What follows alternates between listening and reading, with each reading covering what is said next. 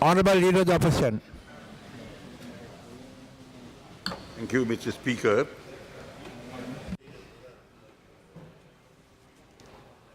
We are debating today, sir, a motion of no confidence against no person less than the Prime Minister. And the motion substantially deals with the question of corruption.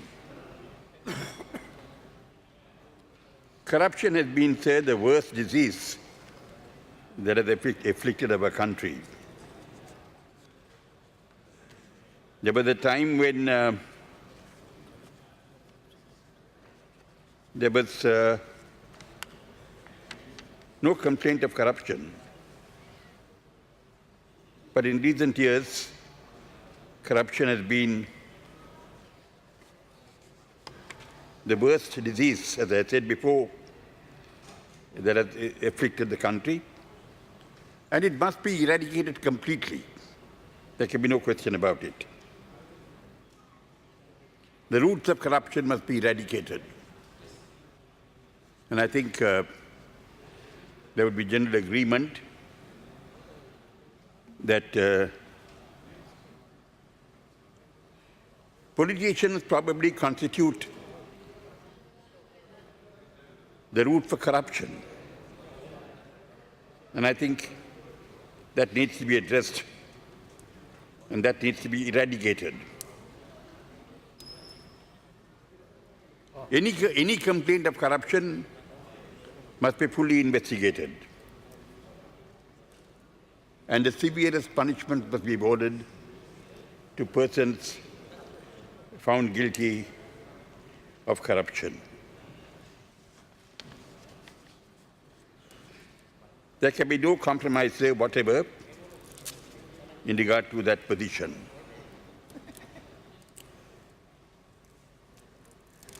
In regard to this central bank bond scam, consequent investigations, 2 persons are presently in custody. There has been a warrant issued against another person, and investigations are proceeding. No one should be spared. The rule of law should be applicable to everyone, whoever he might be.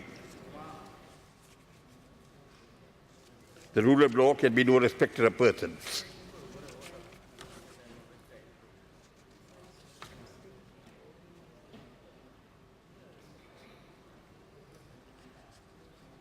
I will now refer to the motion before the House, which is the motion of no confidence against the Prime Minister, based substantially on corruption.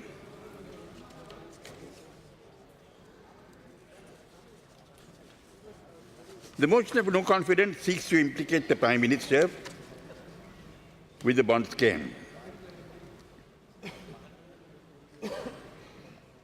Statements of actions by the Prime Minister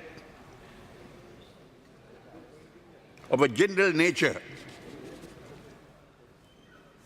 are thought to be used in an attempt to implicate the Prime Minister with the bond scam.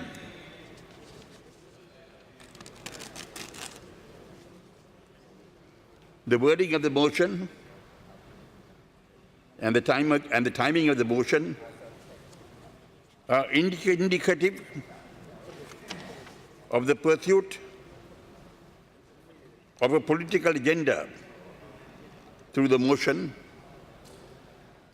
rather than fixing responsibility in regard to the bond scam.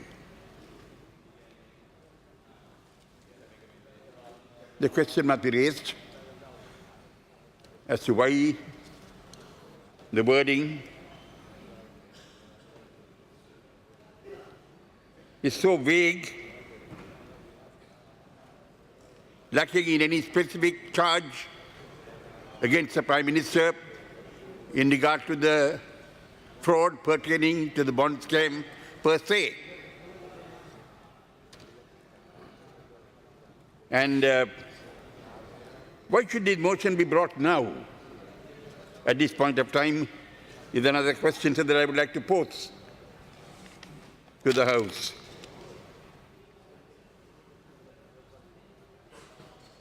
The wording is of too loose and too general in nature.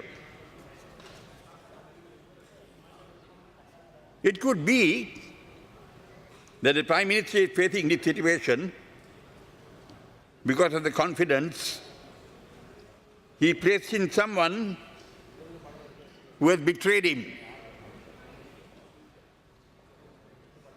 But where is the evidence or charge against the Prime Minister of involvement in the bond scam per se?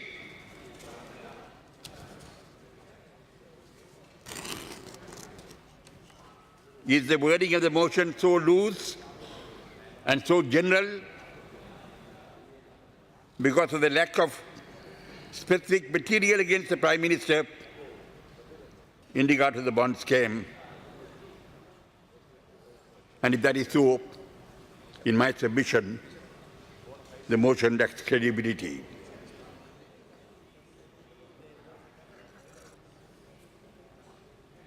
In regard to the timing of the motion, sir, this bond scam occurred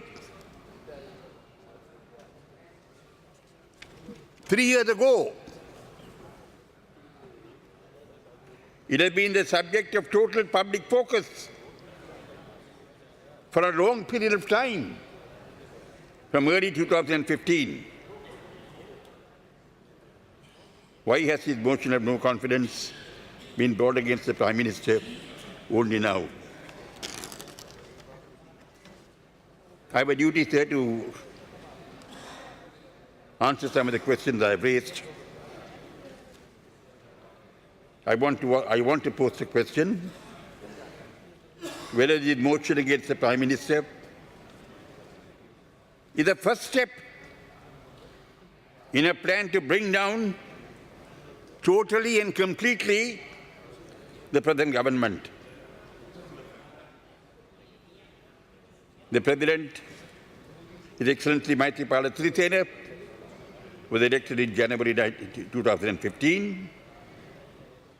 The Prime Minister, Mr. Ranil-April, was elected in August 2015.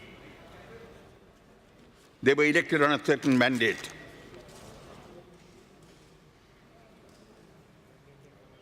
What was that mandate? Firstly, the resolution of the national question, which has plagued this country for the past 70 years. We've had a very cruel and wicked war that has raged in this country for a 30-year period. The 13th Amendment to the Constitution was enacted in 1988.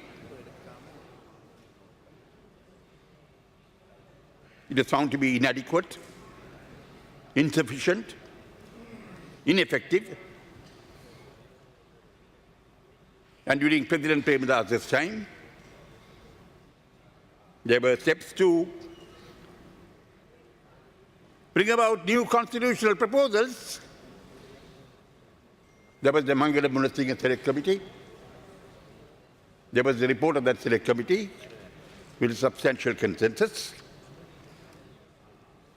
Unfortunately, President Premadasa did not have a two-thirds majority, and he was assassinated. During President Chandrika Bandaranaike Kumaratunga's time, from 1994, there were various steps taken until the August 2000 constitutional proposals. They were quite advanced and a very substantial improvement on what existed. Unfortunately, she had no two-thirds majority in Parliament, and she could not get that through. And then, during President Mahinda Rajapaksa's time, There was the All Parties Representative Committee appointed by President Mahinda Rajapaksa. An excellent speech that he made to the inaugural meeting. He made at the inaugural meeting of the All Parties Representative Committee and the Experts Committee. Much work was done. Mr. President Mahinda Rajapaksa made several public commitments in regard to new constitutional proposals. He made commitments to the international community, to the Secretary General of the UN, to world leaders. Eventually, there were the Professor Sampanthan proposals, which were also a great advance on what existed earlier. The second item, sir, I would like to mention as having been a part of the mandate that was granted to President Maithripala Sirisena and Prime Minister Ranil-April was to uphold democracy in this country.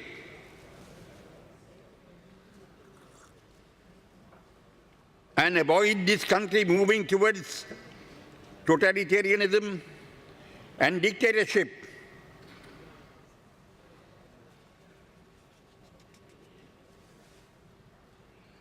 The enactment of the 19th Amendment in this Parliament was the first step in that direction.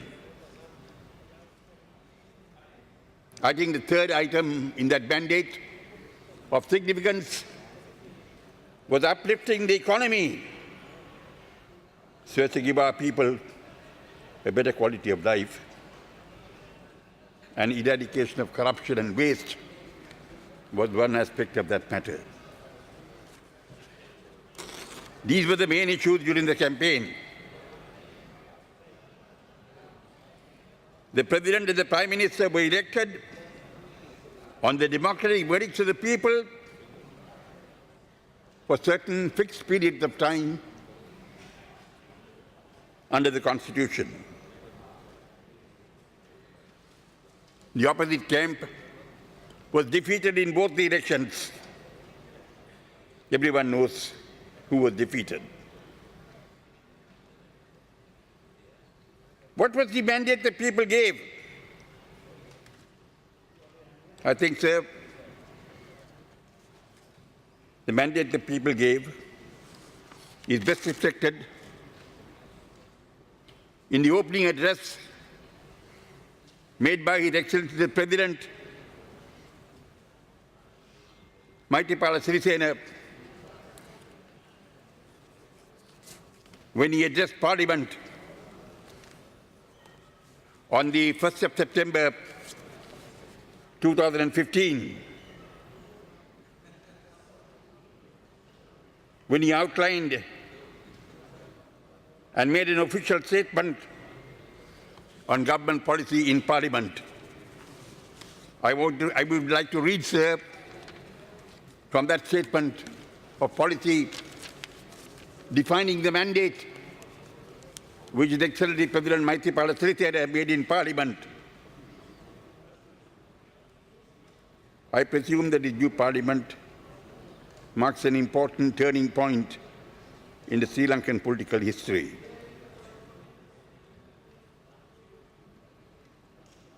Since we gained independence, we had experienced only about coalition governments formed by the main party with the support of small parties.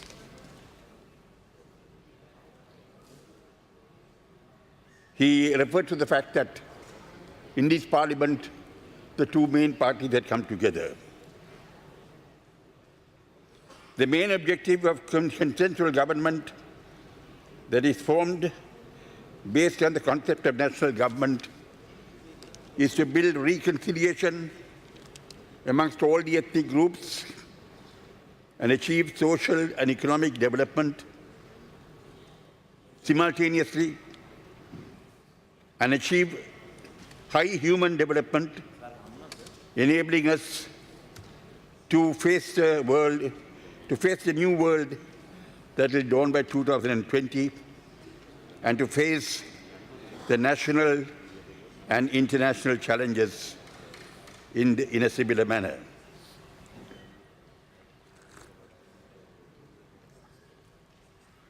He went on to say, Honorable Speaker, the identity of a nation or a country is based on its constitution.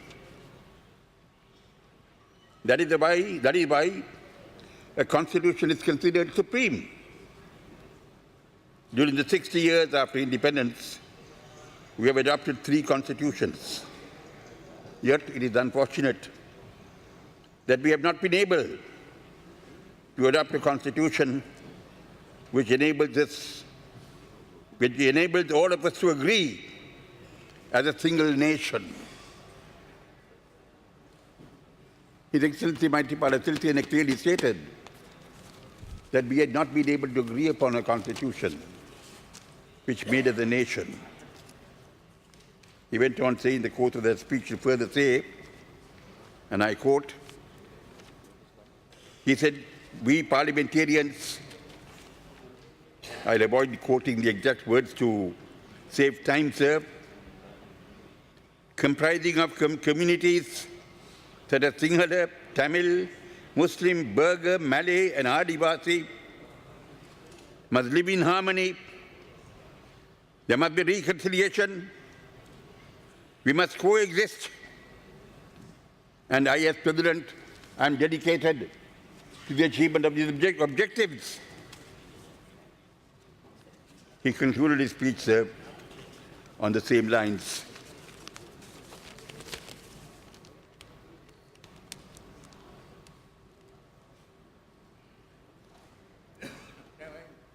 From now on, I make an appeal to all of you with respect to pay your attention as to how the consensus based upon cooperation of the people's representatives and collaboration of the 2 major political parties could be utilized in favor of the progress and forward march of the nation. In a way, the proper political culture which is being developed is further established. He advocated that both the parties come together in order to constitute the people of this country as a nation and to give them a new constitution. I will not quote extensively from that speech, sir, for lack of time. I'll move on to my next point. At the local authority elections held in February 2015, a new political formation, the Podujana Perumana, had done better than the President of the SLFP or the UPFA or the Prime Minister of the UNP or UNF. It is our view that inadequate performance by the government in the first half of their term was the cause of that result.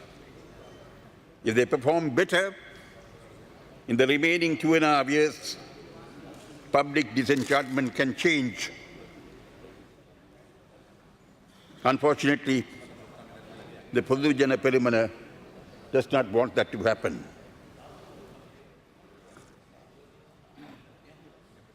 They want to first defeat the Prime Minister. The next target will be the President.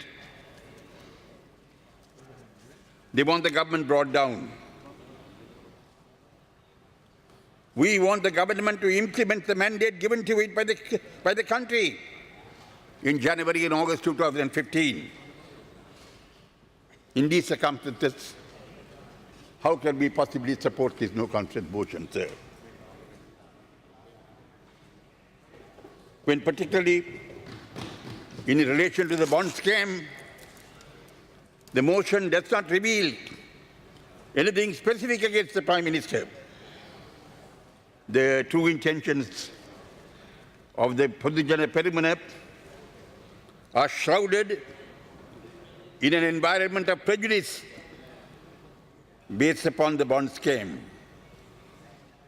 We cannot fall a victim to such machinations and allow ourselves to be used to achieve their political objectives. We would call upon them to cooperate in the achievement of what is contained in the mandate that is granted to both the President and the Prime Minister. All of you in the joint opposition, or most of you, were members of the Chandrika Bandaranaike government.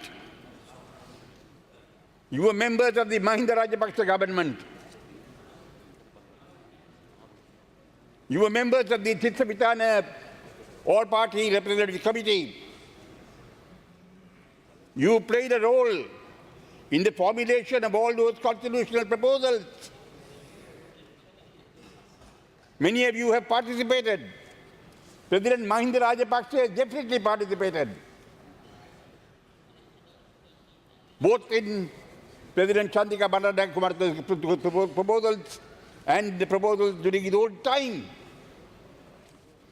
We therefore have to cooperate, sir, in regard to the making of a new constitution.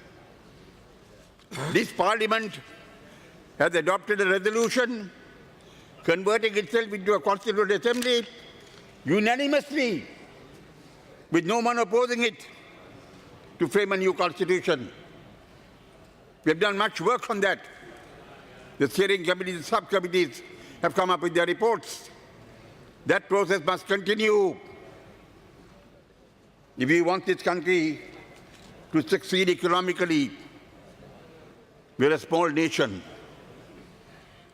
But we, both militarily and economically, we are very strategically located in the Indian Ocean region.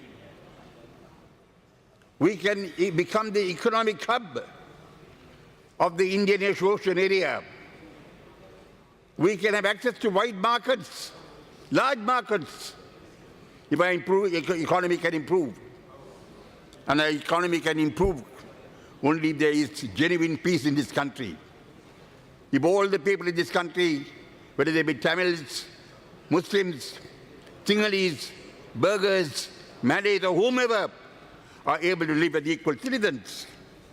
So I think, sir, your duty must be to cooperate with the government and join together in keeping with the unanimous resolution we adopted to frame a new constitution, and we should go forward in regard to that matter. That is necessary in the interest of this country. We have to work together. Sir, there is a view that is sought to be spread, very unfortunately, that we are inclined to support the UNP against the SLFP. I want to put on record certain facts to disprove that over a period of time. In 1960 March, the UNP was installed in power. They didn't have an absolute majority. We voted with the SLFP to defeat the 1960 March government of the UNP. In 1960 July, the SLFP came into power. Between 1965 and 1970, we cooperated with the UNP to run a government. In 1994, when Madam Chandrika Bandaranaike was the SLFP candidate for presidency, and Mr. Gamini Disnayakar, for whom I have a lot of personal regard and respect, was the UNP candidate, we supported Madam Chandrika Bandaranaike, the SLFP candidate. In 1999, when Madam Chandrika Bandaranaike was the SLFP candidate against Prime Minister Ranil-April, we supported Madam Chandrika Bandaranaike against the UNP. The late Mr. S.W. Bandaranaike was the first political leader, first political singular leader to sign a pact with the acknowledged Tamil leader, Mr. S.A.B. Chilvanagam, in 1957. He wanted to establish regional councils, and we were prepared to create a Tamil-speaking region in the northeast under the Bandaranaike-Chilvanagam Pact.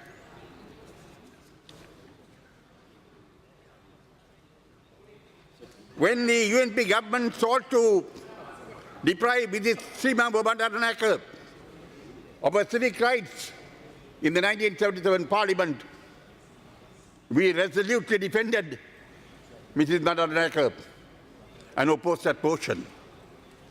We were under great pressure from UNP leaders not to defend her. I remember, sir, I was a young member of Parliament, a new member of Parliament, having come to Parliament for the first time in 1977. I myself very strongly defended her.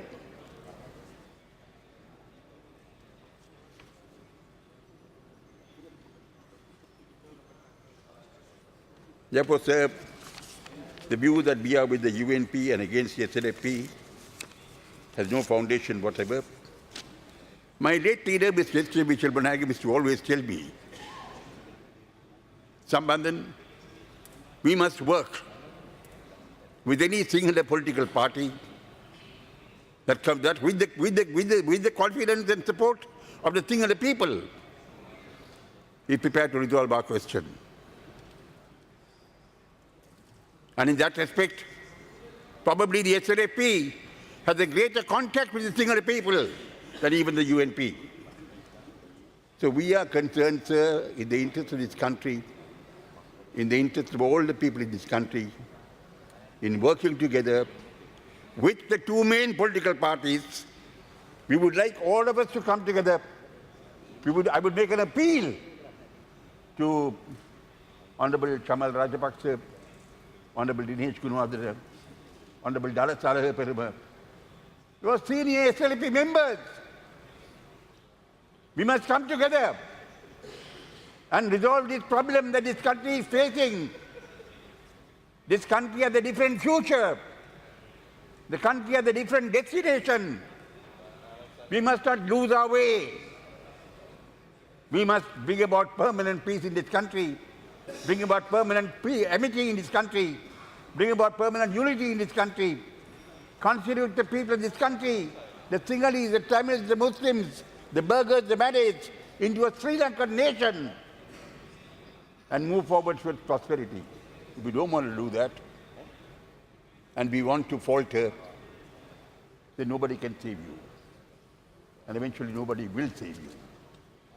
So, sir, I would appeal to all my friends in this House not to